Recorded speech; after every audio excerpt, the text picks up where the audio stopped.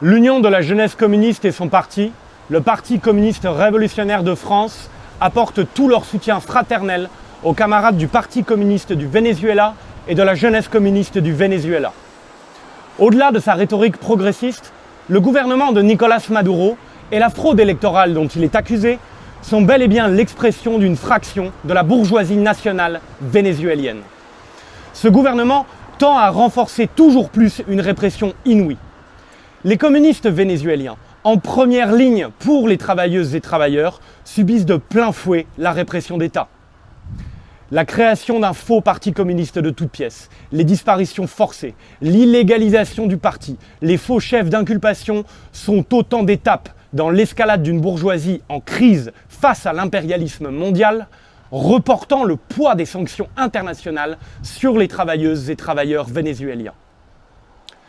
La social-démocratie et ses différentes formes nationales, se fardant ici d'un patriotisme et d'un anti-impérialisme de parole, n'a jamais été l'allié des travailleuses et travailleurs sur le long terme. Aujourd'hui, alors que nos camarades sont partie prenante d'une lutte de classe sans précédent au Venezuela, nous, communistes de France, affirmons donc une fois de plus notre soutien et solidarité. En effet, l'enjeu de la rente pétrolière vénézuélienne n'est pas qu'un enjeu national.